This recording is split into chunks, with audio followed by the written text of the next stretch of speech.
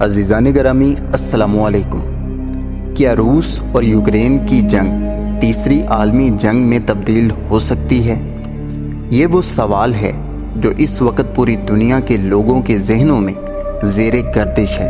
تو چلیے دلائل کے ساتھ اس سوال کا جواب تلاش کرنے کی کوشش کرتے ہیں، کیونکہ اکثر لوگ یہی سوال کر رہے ہیں کہ کیا ہم تیسری عالمی جنگ کی ابتدا دیکھ رہے ہیں؟ سیدھی بات ہے، اگر ہم روس کی یوکرین میں حالیہ کارروائیاں دیکھیں، روسی رہنماؤں کے بیانات دیکھیں اور مغربی رہنماؤں کے جوابی بیانات اور روس پر پابندیوں کے اعلانات دیکھیں تو اس سے یہی تاثر ملتا ہے۔ لیکن جناب، اس کا جواب نفی میں ہے۔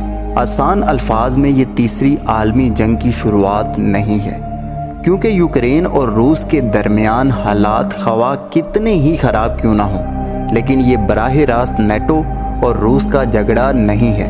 در حقیقت جب امریکہ اور برطانیہ نے روس کی جانب سے اتنی بڑی تعداد میں فوجیوں کو یوکرین کی سرحد پر لانے کا عمل دیکھا تو اس پر مایوسی ظاہر کی اور دونوں ملکوں نے یوکرین میں موجود اپنے فوجی تربیت کاروں اور مشیروں کو فوراً وہاں سے نکال لیا۔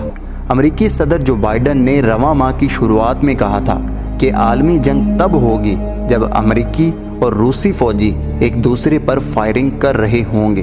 صدر بائیڈن نے واضح طور پر کہا تھا کہ یوکرین میں صورتحال جیسی بھی ہو، وہ امریکی فوجیوں کو یوکرین کی سرحد پر تعینات نہیں کریں گے۔ ایسی صورت میں آپ کو کتنا پریشان ہونا چاہیے؟ اس کا انحصار اس بات پر ہے کہ آپ کون ہیں، کہاں ہیں اور روس کا اگلا قدم کیا ہوگا۔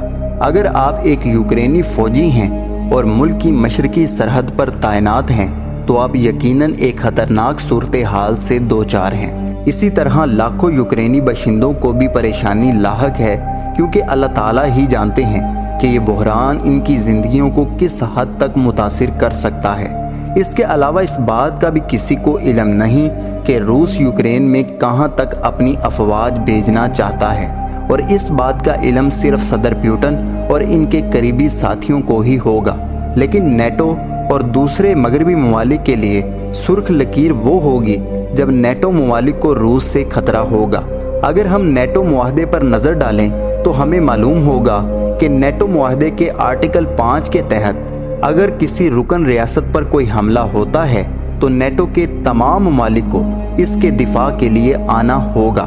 اگرچہ یوکرین کا کہنا ہے کہ وہ نیٹو کا حصہ بننا چاہتا ہے، لیکن وہ ابھی تک نیٹو اتحاد کا حصہ نہیں ہے، اور صدر پیوٹن یوکرین کی نیٹو اتحاد میں شمولیت کے سخت مخالف ہیں۔ البتہ 4 ایسی ریاستیں نیٹو اتحاد میں شامل ہو چکی ہیں جو ماضی میں سوویت یونین کے وقت ماسکو کے دائرہ اثر میں تھیں۔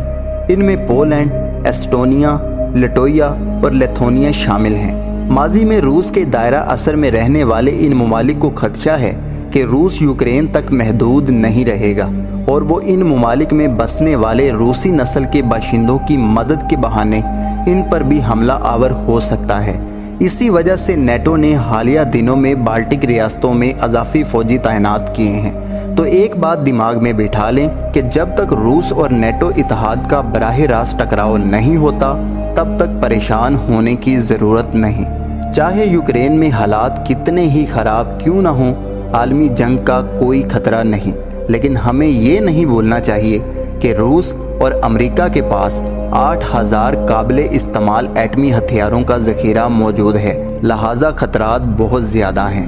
سرد جنگ کے زمانے میں ایک لفظ میڈ استعمال ہوتا تھا، اور اس کا مطلب یہ ہوتا تھا کہ ایٹمی ہتھیار کو پہلے استعمال کرنے والا اور جس پر جوہری ہتھیار استعمال ہوا ہو، دونوں کی مکمل تباہی یقینی ہے، اور یہ اصول آج بھی لاگو ہوتا ہے۔